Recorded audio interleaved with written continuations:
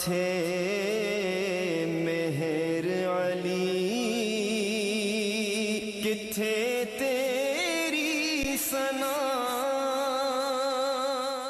اعوذ باللہ من الشیطان الرجیم، بسم اللہ الرحمن الرحیم۔ ناظرین محترم السلام علیکم، میں ہوں آپ کا میزبان محمد رئیس احمد اور پیش کیا جا رہا ہے خصوصی پروگرام تاجدار گولڑا سیدنا پیر مہر علی شاہ صاحب رحمۃ اللہ تعالیٰ علیہ کے عرس پاک کے حوالے سے یہ خصوصی پروگرام جسے ARYQTV پیش کرنے کی سعادت حاصل کر رہا ہے۔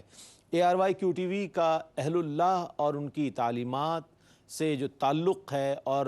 ان ذوات قدسیہ سے جو محبت ہے وہ کوئی ڈھکی چھپی بات نہیں ہے۔ جب بھی اہل اللہ کے اعراس کا مواقع ہوتے ہیں تو الحمدللہ وہ بہت ہی خوبصورت انداز میں پروگرامز پیش کیے جاتے ہیں اور اہل اللہ کی تعلیمات کو، ان کی امن کی تعلیمات کو، ان کی محبتوں کو لوگوں تک پہنچایا جاتا ہے کہ اہل اللہ نے کس قدر محنت کے ساتھ لوگوں کو یکجا کیا اور مخلوق خدا میں اللہ اور اس کے رسول صلی اللہ علیہ وآلہ وسلم کی محبت کو راسخ فرمایا۔ آج ہم حضرت تاجدار گولڑا حضرت سیدنا پیر مہر علی شاہ صاحب رحمۃ اللہ تعالیٰ علیہ کی خدمت میں خراج عقیدت و محبت پیش کرنے کے لیے حاضر ہیں۔ ہماری خوش بختی ہے کہ ہمارے ساتھ موجود ہیں شیخ الحدیث و تفسیر حضرت مفتی شاہ حسین گردیزی صاحب دامت برکاتہم قدسیہ تشریف فرما ہیں۔ شاہ صاحب کی شخصیت کسی تعارف کی محتاج نہیں ہے ماشاءاللہ، گاہے بگاہے ARYQTV پر آپ انہیں مختلف پروگرامز میں دیکھتے ہیں، وقی مطالعہ رکھتے ہیں قرآن و حدیث کا، تاریخ کا اور حیات اولیاء کے حوالے سے وقی مطالعہ رکھنے والی شخصیت۔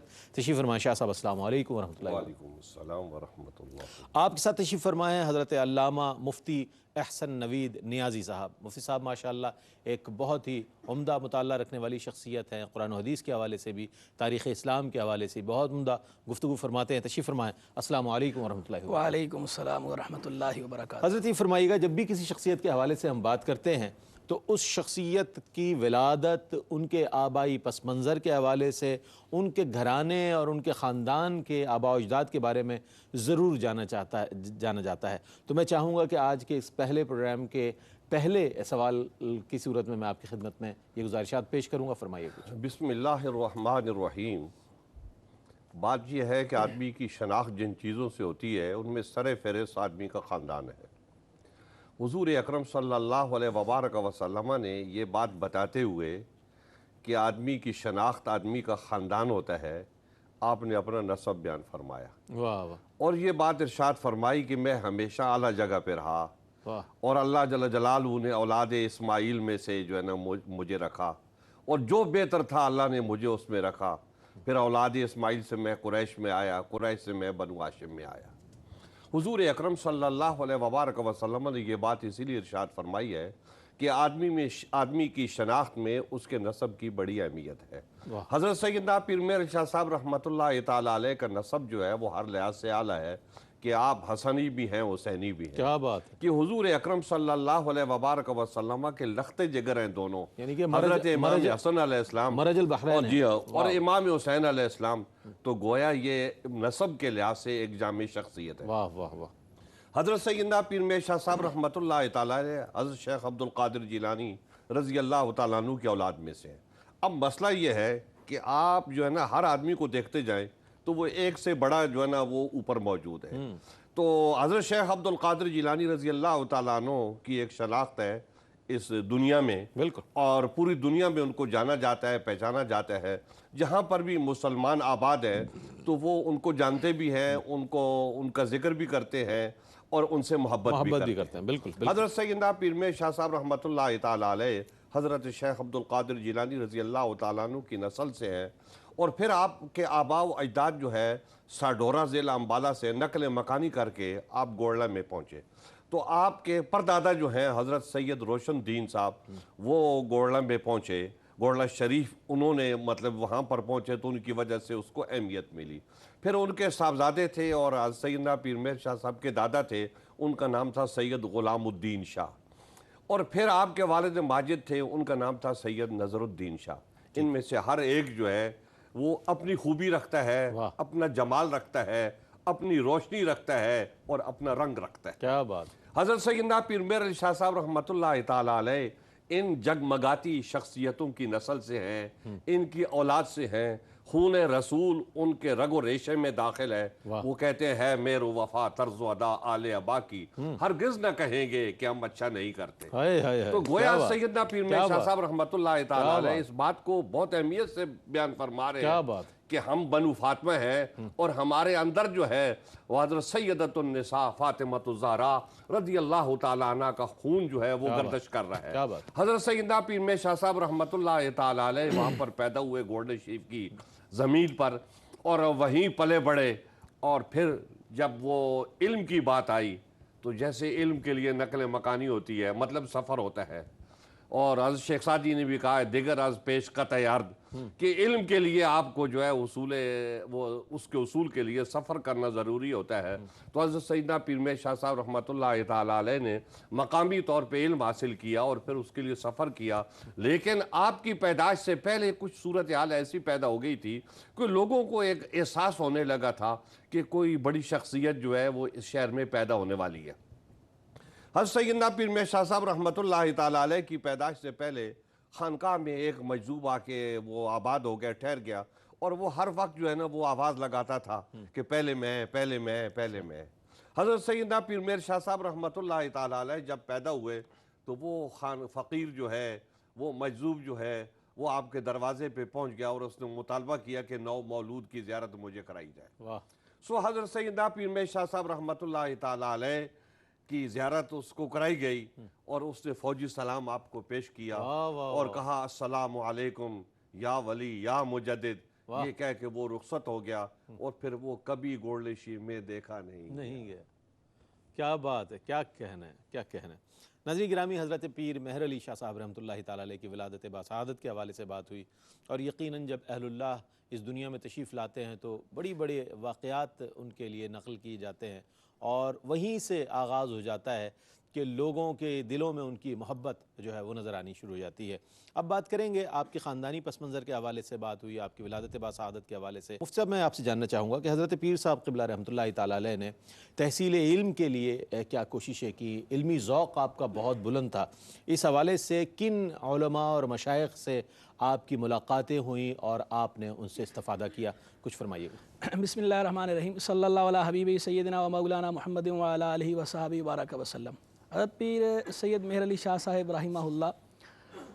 اللہ تبارک و تعالیٰ ان کے مدار پر انوار پر رحمت و رضوان کی بارشیں فرمائے. حضرت کی ولادت جو ہے 1275 سنہ ہجریہ میں ہوئی, جو عیسوی حساب سے 1859 سنہ عیسویہ تھا.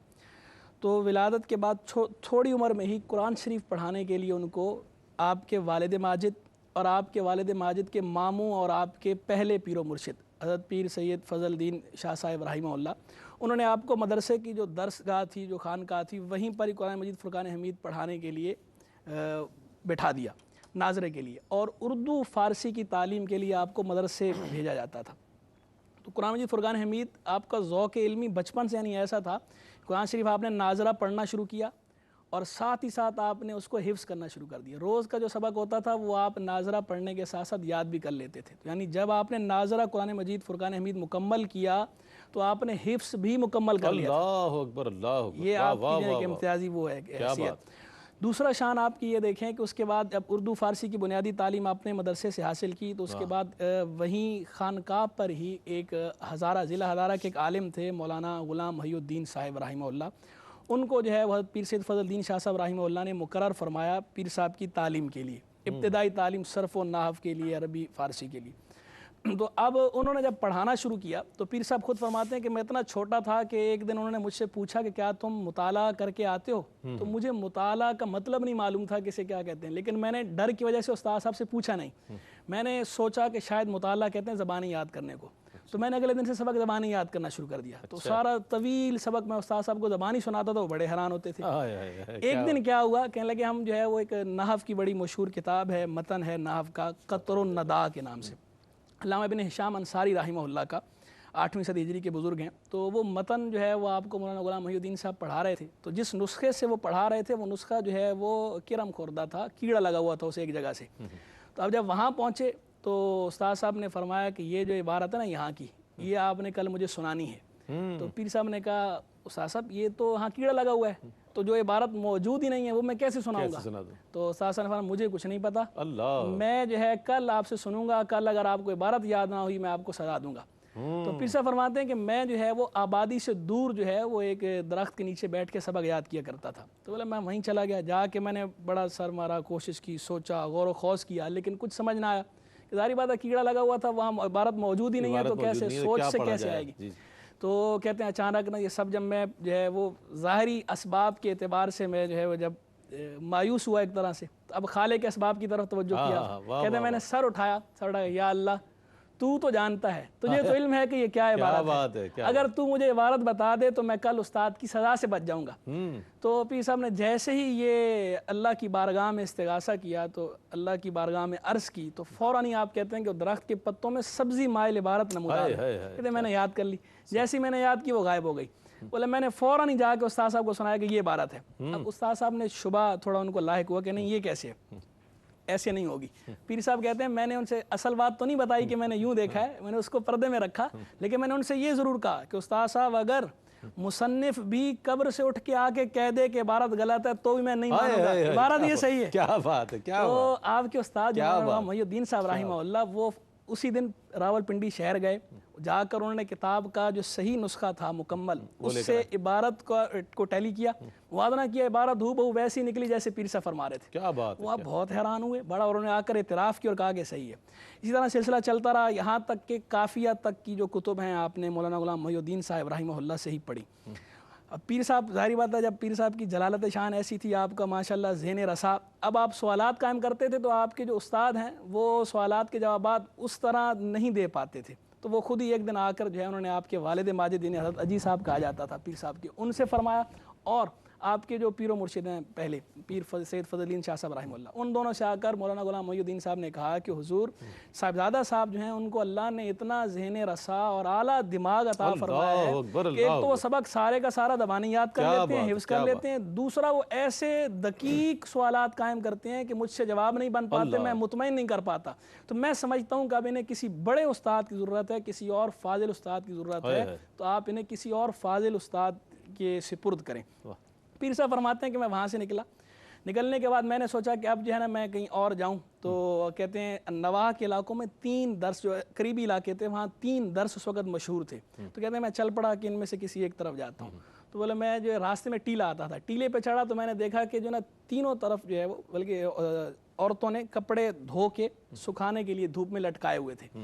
2 طرف کے جو کپڑے تھے وہ رنگدار تھے، رنگین تھے، ایک طرف کے جو کپڑے تھے وہ سارے کے سارے جو ہے وہ سفید تھے، وائٹ۔ تو کہتے ہیں اس سے میں نے نیک فال لی کہ اس کا مطلب یہ ہے کہ اس طرف کا جو علاقہ ہے یہاں نور اور اجلا پن زیادہ ہے، تو میں اس طرف گیا، وہ علاقہ وہ کون سا تھا، حسن عبدال کا علاقہ تھا، موضع بھوئی میں آپ گئے، اور وہاں پر آپ نے حضرت مولانا محمد شفیع قریشی صاحب رحمہ اللہ آپ نے ان سے علم حاصل کیا، تقریباً 2.5 برس آپ نے ان سے کتابیں پڑھی۔ ان کے بعد پھر آپ وہاں سے آئے، وہاں سے آپ گئے سرگودا کا ضلع ہے شاہ پور میں جو ہے وہ ایک جگہ ہے انگا۔ اچھا مفتی صاحب اگر قطع کلامی کی معذرت کے ساتھ ایک وقفہ حائل ہے، وقفے کے بعد جب لوٹیں گے آپ بڑی تفصیل کے ساتھ ماشاءاللہ اپنے جواب کو مکمل فرما رہے ہیں، ایک وقفہ ہے ناظرین، وقفے کے بعد لوٹیں گے تو انشاءاللہ مفتی احسن نوید نیازی صاحب جواب کو مکمل فرمائیں گے انشاءاللہ، پھر اس کے بعد شاہ صاحب کی جانب بڑھیں گے۔ حاضر ہوتے ہیں وقفے کے بعد، ہمارے ساتھ رہیے گا۔ ناظرین آپ کا خیر مقدم ہے، حضرت تاجدار گولڑا سیدنا پیر مہر علی شاہ صاحب رحمۃ اللہ تعالیٰ علیہ کی خدمت پہ خراج عقیدت پیش کیا جا رہا ہے، اور آپ کے تحصیل علم کے حوالے سے، علماء اور مشائخ سے ملاقاتیں اور ان سے استفادہ کرنے کے حوالے سے بڑی صراحت کے ساتھ ماشاءاللہ مفتی صاحب جواب عنایت فرما رہے ہیں، میں چاہوں گا اس کو مکمل فرما دیجیے۔ تو میں عرض کر رہا تھا کہ پیر صاحب جو ہے وہ تشریف لے گئے انگا، علامہ سلطان محمود صاحب رحمہ اللہ بڑی ذی علم اور فاضل شخصیت تھی، ان کے درس میں شرکت کی، تقریباً 2.5 سال آپ نے وہاں پر پھر علم حاصل کیا۔ ان کے پاس پیر صاحب کا معمول یہ تھا کہ خود بھی پڑھتے تھے اور وہاں پر آپ نے دیگر طلباء چھوٹے درجے کے ان کو بھی پڑھانا شروع کر دیا، ساتھ ہی ساتھ یعنی آپ نے اپنے تعلم کے ساتھ تعلیم کا سلسلہ بھی شروع کر دیا، اور ریاضت مجاہدہ آپ نے اسی وقت ہی اپنا معمول بنا لیا تھا۔ ریاضت ایسی کرتے تھے کہ آپ مختلف چیزیں پڑھتے تھے، تو ایک مسجد تھی وہاں پر قریب آبادی سے تھوڑا سا دور، وہ مشہور تھی آسیب کے حوالے سے، جنوں کے حوالے سے،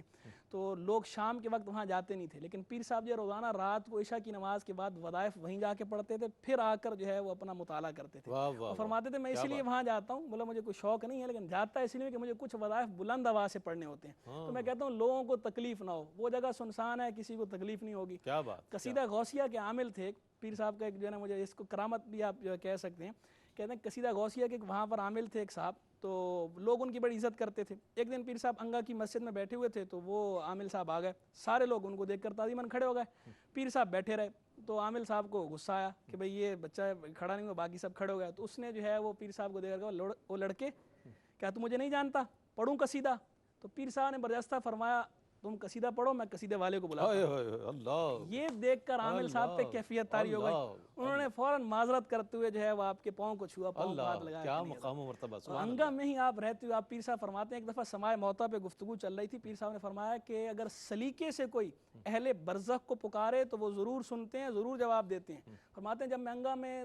طالب علمی کے دور میں تھا تو میں وہاں پر جب کہا کرتا تھا یا شیخ عبد القادر جیلانی، 3 بار میں کہتا تھا، تو بولا تیسری بار میں مجھے جو ہے وہ آواز آتی تھی، جواب آتا تھا کہ میں نے سن لیا، اب تم اپنا کام کرو۔ اللہ سبحان اللہ، سبحان سلیقے سے کرو تو جو ہے نا بزرگ جواب دیتے ہیں۔ خیر وہاں سے پھر اس کے بعد پیر صاحب جو ہے وہ انگا سے 2.5 سال کرنے کے بعد پھر آپ جو ہے وہ علی گڑھ تشریف لے گئے، حضرت استاد الاساتذہ علامہ لطف اللہ علی گڑھی رحمہ اللہ، تقریباً 2.5 برس پیر صاحب نے پھر وہاں ان کے پاس اکتساب فیض کیا، اور آخری اس کے بعد پیر صاحب نے جو ہے وہ مولانا احمد علی سہارنپوری صاحب سے پیر صاحب نے جو ہے وہ درس حدیث لیا، صحیح بخاری صحیح مسلم کی حدیث آپ نے وہاں پڑھی، وہ اور جو انہوں نے آپ کو سنہ جاری کی وہ تھی سنہ 1295 سنہ ہجریہ، یعنی یوں تقریباً 20 برس کی عمر میں پیر صاحب جو ہے وہ اپنے تمام علوم رسمیہ سے فارغ ہو کر گھر کی طرف واپس لوٹے۔ کیا بات ہے، بہت خوبصورت انداز میں مفتی صاحب نے اپنے جواب کو مکمل فرمایا۔ ناظرین آپ کو اندازہ ہوا ہوگا کہ حضرت سیدنا پیر مہر علی شاہ صاحب رحمۃ اللہ تعالیٰ علیہ نے کتنی کم عمری میں کتنے علوم کو حاصل کیا، اور نہ صرف حاصل کیا بلکہ اس کے لیے کتنی کوششیں اور کتنے مشائخ اور علماء سے ملاقاتیں ہوئی۔ اب ہم آگے بڑھتے ہیں۔ شاہ صاحب نے فرمایا، پہلے جواب میں آپ نے ارشاد فرمایا کہ آپ نسبی طور پر قادری ہیں، اب ہم یہ جاننا چاہیں گے کہ آپ کا تصوف کی طرف جو رجحان ہے وہ اور سلسلہ چشت میں جو ہے آپ کی وابستگی جو ہے اس پر کچھ کلام فرمائیے گا۔ دیکھیں بات یہ ہے، ایک وہ لوگ جو ہیں جو پیدائشی طور پہ ولی ہوتے ہیں، پیدائشی طور پہ ولی کا مطلب یہ ہے کہ وہ جو ہی پروان چڑھتے ہیں تو ان کا رجحان اللہ اللہ کی طرف ہوتا ہے، بالکل، اور وہ نہایت پاک باز، متقی اور پرہیزگار، کھانے پینے کے معاملات یہ وہ سب میں نہایت محتاط ہوتے ہیں، اور اپنے سارے معاملات میں جو ہے۔ اور ایک وہ لوگ ہوتے ہیں کہ جو کچھ سیکھتے ہیں اور سیکھنے کے بعد پھر وہ اپنے آپ کو اس شعبے میں ڈالتے ہیں، تو ان دونوں میں فرق ہوتا ہے۔ تو حضرت سیدنا پیر مہر علی شاہ صاحب مجدد گولڈوی رحمۃ اللہ تعالیٰ علیہ کی وہ ذات ہے کہ جو پیدائشی طور پہ تصوف کی طرف راغب تھی، اللہ اللہ کرنے کی طرف جو ہے نا وہ آپ کی رغبت تھی۔ حضرت سیدنا پیر مہر شاہ صاحب جامع الصفات، علوم و عرفان کا مرکز ہے، اور وہ جتنا کچھ آدمی کے اندر ہوتا ہے تو آدمی اسی حساب سے بیتاب بھی ہوتا ہے جو ہے۔ تو سیدنا پیر مہر شاہ صاحب رحمۃ اللہ تعالیٰ علیہ اپنے ابتدائی زمانے میں جب آپ فرماتے ہیں کہ میں قد میرا چھوٹا تھا تو گھر کا کنڈا جو ہے وہاں تک میرا ہاتھ نہیں پہنچتا تھا، تو ایک پتھر گھر میں رکھا ہوا تھا، اس کو کھینچ کے میں شام کو اس کے قریب کر دیتا تھا، جب رات کو ماں باپ سو جاتے تھے اس پتھر پہ کھڑے ہو کنڈا کھول کے میں باہر چلا جاتا تھا۔ باہر جا کے میں کیا کرتا تھا، سردیوں کی راتیں بھی ہوتی تھی، گرمیوں کا موسم بھی آتا تھا، تو سردیوں کی راتیں میں جو ہے نا میں جو ہے نا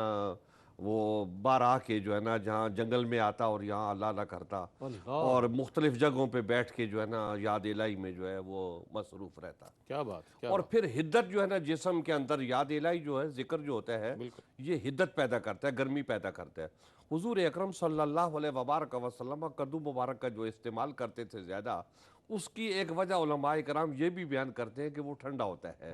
اور جسم کے اندر کے جو ہے نا وہ ٹھنڈک پھیلاتا ہے۔ تو ذکر کی حدت اور گرمی جو ہوتی ہے اس کو ظاہری طور پہ بھی چیزوں سے ٹھنڈا کیا جاتا ہے، اور پھر عشق الہی کی گرمی جو ہے وہ کہیں ٹھنڈی ہونے والی ہوتی نہیں ہے بلکہ۔ تو حضرت سیدنا پیر مہر شاہ صاحب رحمۃ اللہ تعالیٰ علیہ ادھر مائل تھے، اور پھر آپ فرماتے ہیں کہ میں بچپنے 6-7 سال کی عمر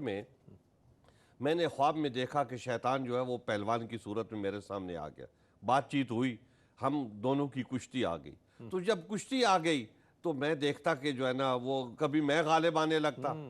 اور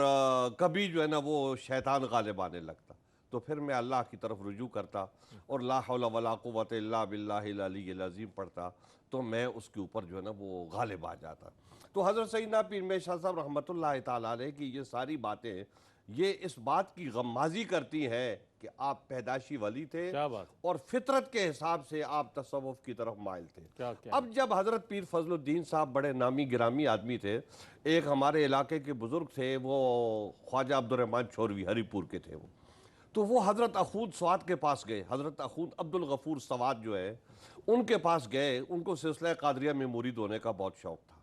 تو وہ وہاں پر گئے اور ان سے کہا کہ میں آپ سے مرید ہونا چاہتا ہوں. تو انہوں نے کہا نہیں کہ آپ میرے حساب میں نہیں ہو, آپ کے شیخ کوئی اور ہے اور آپ اپنے گھر میں جا کے بیٹھو اور آپ کے شیخ آپ کے گھر میں آ جائیں گے اور وہ گھر ہی میں آپ کو بیعت کریں گے. انہوں نے 4-5 مہینے انتظار کیا, شیخ نہ آئے. تو یہ حضرت پیر فضل الدین گولڈوی رحمۃ اللہ تعالیٰ علیہ کی خدمت عالیہ میں حاضر ہوئے کہ میں سلسلہ قادریہ میں آپ سے بیعت کرنا چاہتا ہوں. تو انہوں نے فرمایا کہ وہ اخون سواد کی بات پہ آپ کو یقین نہیں آیا کہ آپ اٹھ کے میرے پاس آ گئے. تو حضرت پیر فضل الدین رحمۃ اللہ تعالیٰ علیہ اسپائی کے ولی تھے. کیا کہنا. حضرت سیدنا پیر مہر شاہ صاحب رحمۃ اللہ تعالیٰ علیہ جب حج پہ گئے تو پیر فضل الدین صاحب نے واپسی پہ پیر صاحب سے کہا کہ ایک دن تو مجھے بہت یاد آیا. تو یاد آیا تو میں نے دیکھا تو بحری جہاز میں تھا, وہ درود مستغاث پڑھ رہا تھا اور فلاں آدمی جو ہے وہ تیرے پاس بیٹھے تھے. پھر آپ نے فرمایا کہ ایک مرتبہ پھر مجھے تیری بہت یاد آئی تو میں نے تیری طرف توجہ کی تھی, تو حرم میں مطاف میں بیٹھا ہوا تھا اور فلاں والا وظیفہ جو ہے وہ تو پڑھ رہا تھا. تو حضرت سیدنا پیر مہر شاہ صاحب رحمۃ اللہ تعالیٰ علیہ ان باتوں کی تصدیق کرتے تھے. میرے کہنے کا مطلب یہ ہے کہ حضرت پیر فضل الدین رحمۃ اللہ تعالیٰ علیہ اتنے پائے کے عارف تھے, اتنے پائے کے بزرگ تھے اور ان کا باطن جو ہے وہ اتنا صاف تھا کہ ان کو دور بھی ایسا ہی نظر آتا تھا جیسے نزدیک والا نظر آتا ہے. تو حضرت سیدنا پیر مہر شاہ صاحب رحمۃ اللہ تعالیٰ علیہ نے ان سے استفادہ کیا. لیکن طالب علمی کے زمانے میں جیسا ابھی حضرت نے کہا ہے کہ جب انگے میں آپ پڑھتے تھے حضرت مولانا سلطان محمود صاحب کے پاس تو وہ حضرت خواجہ شمس الدین سیالوی رحمۃ اللہ تعالیٰ علیہ سے مرید تھے اور وہ وہاں پر سیال شریف جاتے رہتے تھے. سال میں کئی دفعہ ان کی حاضری ہوتی تھی اور جب بھی وہ جاتے تھے حضرت سیدنا پیر مہر شاہ صاحب رحمۃ اللہ تعالیٰ علیہ ان کے ساتھ میں ہوتے تھے. حضرت سیدنا پیر مہر شاہ صاحب رحمۃ اللہ تعالیٰ علیہ کہتے بچپن میں میرے دل سے خواہش تھی کہ شیخ طریقت اس کو بناؤں گا کہ جو باطنی کمال کے ساتھ ساتھ میں ظاہری جمال بھی رکھتا ہو. تو وہ کہتے جب میں نے حضرت خواجہ شمس الدین سیالوی رحمۃ اللہ تعالیٰ علیہ کو دیکھا تو میرا دل ادھر مائل ہوا, لیکن میں جب علم سے فارغ ہوا تو فارغ ہو کے میں ان کے پاس پہنچا تو ان کے دست حق پرست پر میں نے سلسلہ چشتیہ نظامیہ میں بیعت کی. اور وہ بیعت اس لیے کی کہ حضرت پیر فضل الدین صاحب نے آپ فرمایا تھا کہ بیٹا آپ جا رہے ہو تو ہمارے گھر میں سب کچھ موجود ہے, لیکن باہر سے کوئی چیز مل جائے تو لے لینے میں کوئی حرج نہیں ہے. تو حضرت سیدنا پیر مہر شاہ صاحب رحمۃ اللہ تعالیٰ علیہ ان سے بیعت ہوئے اور سلوک کی منازل طے کر رہے تھے اور شیخ کا آخری دور آ گیا. آخری دور آیا تو آپ جو ہے وہاں سیال شریف ملاقات کے لیے پہنچے تو حضرت خواجہ شمس الدین سیالوی رحمۃ اللہ تعالیٰ علیہ نے آپ کو خلافت عطا فرمائی. اور اس کے 15-20 دن بعد شیخ کا انتقال ہو گیا. تو گویا اپنے شیخ کے آخری خلیفہ جو ہیں وہ حضرت سیدنا پیر مہر شاہ صاحب رحمۃ اللہ تعالیٰ علیہ. سیال شریف کے خلفاء کے اوپر اس زمانے میں ایک کتاب لکھی گئی. حضرت شیخ فرید الدین عطار کا ایک شعر ہے, تو اس شعر کو بنیاد بنا کے انہوں نے یہ کہا کہ معدن انوار مہر عالمین آخر آمد گشت فخر الاولین. کہ وہ حضرت سیدنا پیر مہر شاہ صاحب رحمۃ اللہ تعالیٰ علیہ حضرت خواجہ شمس الدین سیالوی کی بارگاہ میں سب سے آخر میں حاضر ہوئے, آخری دور میں حاضر ہوئے, لیکن وہ جو پہلے والے ہیں ان سے گوئے سبقت لے گئے. مہر عالمی. ہاں, معدن انوار مہر عالمین آخر آمد گشت فخر الاولین. کہ جو پہلے خلفاء ہیں ان کے لیے بھی وہ فخر کا باعث ہے, عزت کا باعث ہے. اور میں یہ بات آپ سے عرض کرتا ہوں کہ حضرت پیر مہر شاہ صاحب رحمۃ اللہ تعالیٰ علیہ کو اللہ جل جلالہ نے اتنی مقبولیت اور اتنی شہرت عطا فرمائی کہ آپ کے شیخ کا تعارف بھی آپ کے ذریعے سے ہوتا تھا کہ یہ حضرت سیدنا پیر مہر شاہ صاحب رحمۃ اللہ تعالیٰ علیہ کے شیخ طریقت ہے. تو حضرت سیدنا پیر مہر شاہ صاحب رحمۃ اللہ تعالیٰ تعالیٰ علیہ نے اپنے شیخ سے بھرپور استفادہ کیا، اور پھر اس کے بعد جب آپ حج پہ حاضر ہوئے اور وہاں حضرت حاجی امداد اللہ مہاجر مکی نے آپ کو سلسلہ چشتیہ صابریہ میں خلافت عطا فرمائی۔ لیکن دنیا کا نظام بڑا عجیب و غریب ہے کہ جب پاک پتن کے سجادہ نشین آپ سے بیعت ہونے لگے تو انہوں نے گزارش کی کہ مجھے سلسلہ چشتیہ صابریہ میں بیعت کی جائے، تو ان کو آپ نے حضرت حاجی امداد اللہ مہاجر مکی والے سلسلے میں ان کو بیعت فرمایا۔ تو گویا کہ بزرگوں کی باتوں میں حکمت ہوتی ہے، ان کے کام میں حکمت ہوتی ہے، وہ جو دیکھ رہے ہوتے ہیں اور جہاں تک دیکھ رہے ہوتے ہیں دوسرا آدمی دیکھ نہیں پاتا، سمجھ نہیں پاتا۔ تو اس طریقے سے حضرت سیدنا پیر مہر شاہ صاحب رحمۃ اللہ تعالیٰ علیہ نے سلسلہ چشتیہ سے بھرپور استفادہ کیا، اور سلسلہ چشتیہ کا رنگ جو تھا وہ آپ کے اوپر غالب تھا۔ بالکل۔ آپ کے ملفوظات شریف آپ پڑھیں تو آپ اس میں سلسلہ چشتیہ کے برکات کا، ان کے فیوزات کا ذکر فرماتے ہیں، اور سلسلہ چشتیہ کی جو نسبت ہے یہ نسبت جو ہے نا وہ آپ کے اوپر غالب تھی، لیکن ساتھ ساتھ میں گیلانی اور قادریت کی جو نسبت ہے وہ بھی قائم تھی۔ حضرت سیدنا پیر مہر شاہ صاحب رحمۃ اللہ تعالیٰ علیہ دونوں سلسلوں کو چلا رہے تھے، عوام کو وہ سلسلہ چشتیہ میں داخل کرتے تھے، اور جب کوئی خاص آتا تھا، خواص جو لوگ آتے تھے ان کو سلسلہ قادریہ میں آپ داخل کرتے تھے۔ تو اس طریقے سے آپ نے سلسلہ چشتیہ کو بھی آگے بڑھایا اور سلسلہ قادریہ کو بھی آگے بڑھایا، اور آج بھی وہ امتزاج جو ہے وہ ان میں موجود نظر آتا ہے، ان کے خاندان میں بھی یہ چیز نظر آتی ہے۔ لیکن بات یہ ہوتی ہے کہ جب دو چیزیں جمع ہو جائیں تو پھر ایک تیسری چیز جو ہے نا وہ بھی ابھر کے سامنے آتی ہے۔ تو حضرت سیدنا پیر مہر شاہ صاحب رحمۃ اللہ تعالیٰ علیہ ان دونوں سلسلوں کے برکات کی وجہ سے ایک خصوصی شان، ایک خصوصی امتیاز جو ہے وہ رکھتے تھے۔ ان کا وہ ایک شعر فرماتے تھے کہ از لطف خلاق زمان داریں ممتاز از جہاں، وضع دیگر طرز دیگر ذوق دیگر شوق۔ کیا بات ہے، کیا کہنے، یعنی کہ پیر صاحب قبلہ رحمۃ اللہ تعالیٰ علیہ کی شخصیت مرج البحرین جیسی شخصیت ہے کہ یہاں سے قادری فیض بھی جاری ہے اور چشتی فیض بھی جاری۔ آج بھی گولڑہ شریف میں ہم دیکھتے ہیں اور جانے والے اس بات کو یقین سمجھتے ہیں اور اس بات کی تائید کریں گے کہ 11ویں شریف ہو حضور غوث العظم پیران پیر دستگیر رضی اللہ تعالیٰ عنہ کی ماہ ربیع الثانی میں، اس کا بھی بڑا اہتمام کیا جاتا ہے گولڑہ شریف میں، اور چھٹی شریف ہو حضرت خواجہ غریب نواز رحمۃ اللہ تعالیٰ علیہ، حضرت خواجہ معین الدین چشتی اجمیری رحمۃ اللہ تعالیٰ علیہ کا عرس پاک ہو تو اس پر بھی بڑا اہتمام کیا جاتا ہے۔ تو وہ تعلیمات آج بھی جاری ہیں۔ ناظرین ایک مختصر سا وقفہ ہے، وقفے کے بعد لوٹتے ہیں، مجھے امید ہے آپ ہمارے ساتھ رہیں گے۔ ناظرین آپ کا خیر مقدم ہے، تاجدار گولڑہ حضرت سیدنا پیر مہر علی شاہ صاحب رحمۃ اللہ تعالیٰ علیہ کی خدمت میں خراج عقیدت و محبت پیش کیا جا رہا ہے، اور ARYQ TV اس پروگرام کو پیش کرنے کی سعادت حاصل کر رہا ہے۔ مفتی صاحب یہ فرمائیے گا کہ آپ پر آپ کے مرشد کریم کی جو توجہ ہے اس پر کچھ فرمائیے گا، اور پھر یہ کہ اپنے مرشد کے وصال کے بعد آپ کے اسفار جو ہیں وہ بکثرت نظر آتے ہیں، میں چاہوں گا اس پر کچھ کلام فرمائیے۔ سیدنا پیر مہر علی شاہ صاحب رحمہ اللہ اپنے مرشد، آپ دو بیتیں جیسا کہ بھی شاہ صاحب نے ذکر کیا بڑی تفصیل سے، ایک اپنے آبائی سلسلے میں حضرت پیر سید فضل الدین شاہ صاحب قادری رحمہ اللہ جو آپ کے والد ماجد کے ماموں تھے اور شیخ بھی تھے، ایک بیت ان سے ہے، دوسری بیت خواجہ شمس الدین سیالوی رحمہ اللہ سے۔ خواجہ شمس الدین سیالوی رحمہ اللہ سے آپ سلسلہ چشتیہ نظامیہ میں جو مرید ہوئے تو شیخ کی آپ پہ توجہ ایسی تھی، آپ لاڈلے تھے، چہیتے مریدوں میں شمار ہوتے تھے۔ شیخ نے اپنے وصال سے پہلے جب آپ کو خلافت عطا فرمائی تو اب خواجہ صاحب کا انداز یہ تھا کہ وہ خود نیلا تہبت باندھتے تھے اور ٹوپی پہنتے تھے، بال کٹواتے تھے، تو ان کی اتباع میں جو مریدین اور خلفاء ہیں وہ بھی سنت شیخ سمجھ کر اسی طرز کو اختیار کرتے تھے۔ جبکہ سیدنا پیر مہر علی شاہ صاحب رحمہ اللہ جو ہے وہ خوش پوش، خوش ذوق، خود جو ہے وہ جمال اور جلال کا حسین مرقع تھے، تو آپ کی مبارک زلفیں تھیں، لمبے گھنگریالے بال تھے، کلاه اور دستار امامہ شریف سجاتے تھے، اور جو ہے وہ آپ شلوار زیب بدن فرماتے تھے۔ آپ کا انداز یہ تھا، تو پیر صاحب نے خود آپ کو فرمایا تھا، خواجہ شمس الدین سیالوی صاحب رحمہ اللہ نے آپ کو جب دیکھا، دیکھ کر فرمایا، خلافت جب عطا فرمائی تو کہا شاہ جی آپ کے بال بہت خوبصورت ہیں، اور حدیث شریف میں یہ آیا ہے کہ جب کسی کے بال ہوں تو وہ ان کا خیال رکھے، ان کا اکرام کرے، اور آپ جو اچھا لباس پہنتے ہیں، اچھا لباس ہی پہننا پھر اپنی وجہ بیان کی کہ میں ایسا کیوں کرتا ہوں. کہا میں نے طالب علمی کے زمانے سے ہی بال کٹوانے شروع کر دیے تھے اور یہ تہبند باندھنا ٹوپی رکھنا اپنی سہولت کے لیے. سہولت کے بال ہوں گے تو پھر بندہ ان کا خیال رکھے, وقت نہیں ہوتا تھا, اس طرح خیال نہیں رکھ پاتا تھا, تو میں نے اس طرح کیا. لیکن تم اسے سنت نہ سمجھنا, تمہارا جو انداز ہے تم یہی انداز رکھنا. اس سے ایک جو ہے وہ نقطہ یہ بھی جو ہے وہ ملا سیکھنے کو کہ جو اصلی مشائخ ہیں وہ کبھی سنت رسول علیہ السلام سے منع نہیں کرتے. اب چونکہ جو ہے وہ یہ لباس کی جو سنن ہیں یہ سنن زوائدہ میں شمار ہوتی ہیں, لازم نہیں ہے, اس لیے وہ اپنے مریدوں پہ لازم نہیں کرتے تھے. جو ان کے طریقوں کو فالو کرتے تھے وہ ان کو بھی کرنے دیتے تھے. لیکن جب ان کے ایک مرید اور خلیفہ نے یہ طرز اپنایا تو انہوں نے انہیں منع نہیں کیا, کیونکہ یہ سنت رسول ہے. اور طریقہ سرکار کا طریقہ جو ہے وہ افضل ہے. تو چہیتے آپ ان کے طرح بھی تھے. پھر آپ کے جو صاحبزادے تھے خواجہ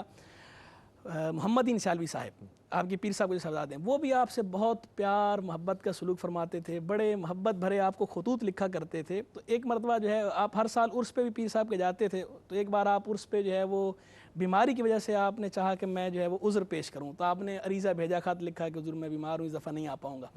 جب خط پہنچا تو اس وقت قوالی ہو رہی تھی. قوال جو ہے وہ شعر پڑھ رہے تھے کہ جو ہے وہ پیت کا وعدہ کر کے پیا نے پیت نبھانا چھوڑ دیا, مہر کی اکھیاں پھیر لئیں دم دم کا آنا چھوڑ دیا. تو جب وہ خواجہ محمد دین سیالوی صاحب رحمہ اللہ نے خط پڑھا تو خط پڑھ کر آپ غمگین ہوئے, تو آپ نے فوراً قوال سے کہا کہ دوسرا مصرع یوں پڑھو, مہر نے اکھیاں پھیر لیں دم دم کا آنا چھوڑ دیا. ابھی یہ تکرار چلی رہی تھی کہ خبر آئی, اطلاع ملی آپ کو کہ حضرت پیر صاحب جو ہے وہ دریا کے پاس تشریف لا چکے ہیں اور آ رہے ہیں عرس میں. جب وہ آئے اور پیر صاحب نے کہا کہ میں نے جب عریضہ لکھا, خط بھیجا, لیکن ساتھ ہی میرے دل میں خیال آیا کہ جو ہے نہیں مجھے جانا چاہیے. تو میں باوجود بیماری کے جو ہے میں آ گیا. سفر کی جہاں تک بات ہے, پیر صاحب قبلہ نے کچھ اسفار کا ذکر تو پہلے ہی آ گیا کہ آپ نے جو اسفار فرمائے طالب علمی کے سلسلے میں وہ ہو گئے. جب آپ کے پیر و مرشد کا وصال ہوا خواجہ شمس الدین سیالوی رحمہ اللہ کا, تو اس کے بعد پیر صاحب پہ ایک جو ہے وارفتگی کی کیفیت طاری ہوئی. خاص ایک آپ ذوق کے عالم میں, پیر و مرشد کی محبت میں, فراق میں, تو آپ نے جو ہے وہ چھوڑ کر ریاضت اور مجاہدہ, جس طرح سرکار وصیت کے بارے میں آتا ہے کہ آپ نے 25 سال جنگلوں میں ریاضت مجاہدہ کیا, تو پیر صاحب بھی مختلف علاقوں میں جاتے رہے, کبھی اس طرف کبھی اس طرف, کبھی مشرق کی طرف کبھی مغرب کی طرف, مختلف علاقوں میں آپ تشریف لے کے جاتے. جہاں کہیں لوگوں کو پتہ چلنا شروع ہو جاتا تھا کہ یہ پیر صاحب ہیں, آپ سے کوئی دم کرا لیتا, وہ ٹھیک ہو جاتا. جب رش لگتا آپ وہاں سے وہ جگہ چھوڑ کے دوسری جگہ چلے جاتے کہ اب یہاں لوگ جو ہے مجھے وہ بسنے نہیں دے رہے. یوں آپ نے مختلف اسفار اختیار فرمائے, بہت بڑی تعداد میں خلق خدا کو فیض یاب فرمایا. سرحد کی طرف بھی تشریف لے کر گئے. یہی وجہ ہے کہ جو سلسلہ عالیہ چشتی ہے, سیال شریف کا سلسلہ, یہ وہاں پر جو ہے پیر میر علی شاہ صاحب کی وجہ سے پہنچا, ورنہ وہاں جو ہے اکثریت سلسلہ عالیہ نقشبندیہ والوں کی تھی. لیکن جب پیر صاحب وہاں تشریف لے کر گئے, اور وہ بھی جو ہے خواجہ معین الدین چشتی اجمیری رحمہ اللہ کے جو دیوان صاحب تھے سجادہ نشین, وہ جب وہاں گئے تھے تو ان پر جو ہے وہ علماء نے اعتراض کیے تھے قوالی کے حوالے سے. تو انہوں نے آپ سے جو ہے وہ عرض کی تھی کہ آ کر جو ہے وہ میری مدد کریں, یہ تو علماء نے مجھے گھیر لیے, مجھے چھوڑ نہیں رہے. تو پیر صاحب وہاں تشریف لے کر گئے اور آپ نے علمی طور پر بھی ان کو جوابات دیے, ساکت کیا ان کو. اور ان حضرات نے آگے سے یہ کہا کہ جب آپ جیسا صاحب نظر اور عالم شخص جو ہے وہ قوالی کا قائل ہے تو یقیناً اس کی کوئی اصل ہوگی. تو انہوں نے یہ کہہ کے پھر تسلیم کیا, اور بڑی تعداد میں لوگ جو ہے وہ آپ کے ہاتھ پر بیعت ہوئے وہاں کے حضرات. تو مختلف اسفار کرتے کرتے پھر یہ ہوا کہ آپ کی طبیعت میں جب جو ہے وہ قرار آیا اللہ کی طرف سے, اور وہ وارفتگی کی کیفیت جو ہے وہ اپنے معمول پر آنے لگی, تو پھر پیر صاحب نے جو ہے وہ صرف جو ہے 2 اسفار کو آخر تک کے لیے معمول بنایا. ایک آپ اپنے پیر و مرشد کے عرس پہ سیال شریف تشریف لے جایا کرتے تھے, دوسرے آپ ہر سال پاک پتن شریف میں بابا صاحب کے عرس پہ جاتے تھے. اس کے علاوہ پھر آپ نے وہیں قیام فرمانا شروع کر دیا. تو ان اسفار سے ہی بڑا مخلوق خدا کو فیض ملا. یقیناً. ناظرین گرامی, سما تک بات پہنچ گئی, اور اب سما کے حوالے سے ہم قبلہ عالم اعلیٰ حضرت اور تاجدار گولڑا حضرت سیدنا پیر مہر علی شاہ صاحب رحمۃ اللہ تعالیٰ علیہ جو سما سے شغف رکھتے تھے اس کے حوالے سے فرمائے گا. اس کے باوجود اس میں تمام احتیاط ملحوظ فرمایا کرتے تھے, آداب کا بڑا خاص خیال رکھا کرتے تھے. اس میں چاہوں گا شاہ صاحب اس پر کچھ کلام فرمائیے گا. دیکھیں سیدنا پیر مہر شاہ صاحب رحمۃ اللہ تعالیٰ علیہ مجسمہ عشق و محبت تھے, اور جو مجسمہ عشق و محبت ہوتا ہے تو اس کو سما کی طرف فطری طور پہ رجحان ہوتا ہے. کیا بات. تو اس لیے آپ کو اپنی فطرت کے لحاظ سے بھی سما کی طرف رجحان تھا, اور پھر جس سلسلے میں آپ داخل ہوئے تو اس سلسلے میں بھی سما پورے آب و تاب کے ساتھ موجود تھی. سما کا مطلب یہ ہوتا ہے سننا. سننا کا ایک غنا کہتے ہیں گانوں کو. وہ کتاب الاغانی ہے ایک جو ہے نا بہت بڑی کتاب ہے جس میں عربوں کے گانے موجود ہیں. تو آج بھی ہمارے علماء کرام ان گانوں عربی گانوں سے استفادہ کرتے ہیں عربیت کی تفہیم کے لیے۔ تو غنا کا مطلب یہ ہوتا ہے کہ گانے جو ہے، تو یہ عموماً جو ہے لوگ گاتے رہتے ہیں، یہ سلسلے چلتے رہتے ہیں، سنتے بھی ہیں، لیکن حضرات علماء کرام اور جو باہوش طبقہ ہوتا ہے تو وہ ذرا اس کی طرف رجحان بھی رکھتا ہے، اور کچھ لوگ ایسے ہوتے ہیں وہ رجحان نہیں رکھتے۔ لیکن سماع کی دو قسمیں ہیں، ایک بغیر مزامیر کے اور ایک مزامیر کے ساتھ میں۔ ٹھیک، بغیر مزامیر کے جو ہے اس میں بھی تحفظات ہیں، لیکن جو مزامیر کے ساتھ ہے تو اس کے بھی لوگوں کے تحفظات ہیں۔ لیکن فطرت انسانی جو ہے وہ موسیقی سے بہت متاثر ہوتی ہے۔ وہ کہتے ہیں کہ آواز دہل از دور شنیدن خوش است، کہ دور سے ڈھول کی جب آواز آتی ہے تو بیٹھا ہوا آدمی ہلنے لگتا ہے، جھومنے لگتا ہے اسے جو ہے۔ یہ کیا چیز ہے؟ یہ اس ڈھول کی آواز ہے جس کو ہم موسیقی میں شمار کرتے ہیں، تو اس کی آواز جو ہے وہ ہمارے اندر ایک کیفیت پیدا کرتی ہے۔ اب سوال یہ پیدا ہوتا ہے کہ صوفیہ کرام اس سے استفادہ کیوں کرتے ہیں؟ تو اس کی میں آپ کو وجہ بتاتا ہوں۔ اس کی وجہ یہ ہے کہ جب ایک آدمی سلوک میں لگا ہوا ہوتا ہے تو اس کے باطن میں ایک تلاطم جو ہے وہ موجود ہوتا ہے، اور بعض اوقات ایسا ہوتا ہے کہ ایک جمود بھی طاری ہوتا ہے۔ تو یہ حضرات صوفیہ کرام سماع کے ذریعے، سماع بالمزامیر کے ذریعے ان کے جمود کو توڑنے کی کوشش کرتے ہیں۔ اور اس میں کوئی شک نہیں ہے کہ سماع بالمزامیر جو ہے جب صوفیہ کرام سنتے ہیں تو یہ عرفان کی بلندیوں پر پہنچتے ہیں، اس لیے کہ ان کی بند گرہ جو ہیں وہ کھلتی ہیں، اور اللہ جل جلالہ کی طرف سے فیضان الہی جو ہے ان کے اوپر اترتا ہے۔ تو اس وقت جو ہے نا یہ بلندیوں پر پہنچتے ہیں، تو یہ سماع بالمزامیر جو ہے اس کے ساتھ ہوتا ہے۔ لیکن ایک مزامیر کا نقصان بھی ہوتا ہے، اور وہ نقصان یہ ہوتا ہے کہ دو ہمت لوگ اور وہ لوگ جو آوارہ لوگ ہوتے ہیں وہ اس سے غلط فائدہ اٹھاتے ہیں۔ تو ہمارے علماء کرام نے اس کے حوالے سے محتاط رویہ اختیار کرتے ہیں تاکہ یہ سماع بالمزامیر جو ہے اس سے لوگ جو ہے گمراہی کی طرف، عیش و عشرت کی طرف، نشاط و طرب کی طرف جو ہے نا وہ مائل نہ ہو جائیں، اور یہ ایک فضول کام جو ہے وہ نہ اختیار کر لیں۔ اس لیے حضرات صوفیہ کرام نے جو طریقہ کار اختیار کیا ہے کہ حضور اکرم صلی اللہ علیہ وبارک وسلم کی 10-12 حدیث ہیں جن میں موسیقی کا ذکر ہے، تو ان حضرات نے ان سے استفادہ کیا ہے اور یہ اس پر عمل پیرا ہوتے ہیں۔ تو ہمارے علماء کرام نے، ہمارے صوفیہ اعظام نے اس موضوع پر کتابیں لکھی ہے، جیسے حضرت امام غزالی ہیں، انہوں نے احیاء العلوم میں اس کا ذکر کیا ہے۔ حضرت داتا صاحب ہیں، انہوں نے کشف المعجوب میں اس کا ذکر کیا ہے۔ حضرت شاہ عبد الاقصی محدث دہلوی جو ہیں انہوں نے اس کا ذکر کیا ہے۔ پھر حضرت شیخ عبد الغنی نابلسی وہ آدمی ہے کہ جو علماء زہر اور علماء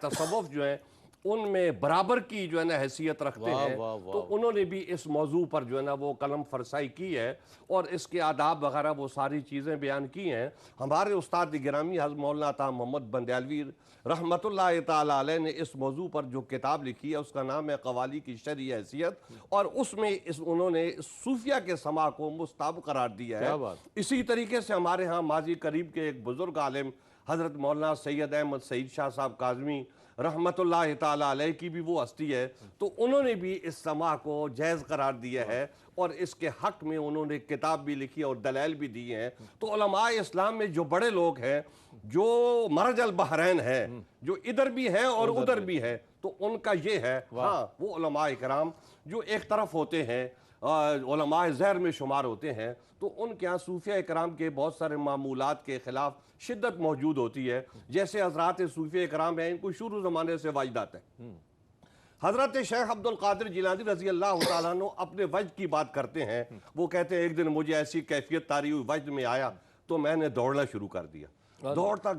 گیا اور جب مجھے ہوش آیا تو پتہ چلا بغداد سے 12 میل دور ایک گاؤں ہے، میں وہاں پر موجود ہوں۔ تو یہ حضرت شیخ عبد القادر جیلانی کا ایک وجد تھا، ایک کیفیت تھی۔ تو ایسی صوفیہ کرام جو ہیں ان کے اوپر وجدانی کیفیت ہوتی ہے، تو یہ کیفیت اختیاری نہیں ہوتی، یہ بغیر اختیار کے جو ہے نا وہ آدمی کو ہوتی ہے کہ آدمی وجد میں ہوتا ہے اور وہ وجد کر رہا ہوتا ہے، اور علماء کرام جو وجد کرنے والے ہوتے ہیں وہ کہتے ہیں سوچتے ہیں، ہم سوچ رہے ہوتے ہیں یہ ہمیں نہیں کرنا چاہیے، لیکن ہمیں اس کے نہ کرنے پر اختیار نہیں ہوتا، بغیر غیر اختیاری طور پہ ہم یہ سارے کام جو ہے نا وجد کے سر انجام دیتے ہیں۔ میں بہت شکریہ ادا کروں گا آپ کا شاہ صاحب، آپ تشریف لائے آج کے اس پروگرام میں، مفتی صاحب آپ تشریف لائے، اور آج کا ناظرین پروگرام پہ یہ پہلا حصہ ہے، اس کا جب دوسرا حصہ آپ ملاحظہ فرمائیں گے تو اس میں ہم انشاءاللہ تعلق بالرسول صلی اللہ علیہ وآلہ وسلم اور اتباع رسول صلی اللہ علیہ وآلہ وسلم کے حوالے سے جاننے کی کوشش کریں گے کہ حضرت قبلہ عالم کا جو تعلق تھا رسول کریم صلی اللہ علیہ وآلہ وسلم کے ساتھ اتباع کے حوالے سے اور عشق کے حوالے سے، آپ کی شاعری کے حوالے سے انشاءاللہ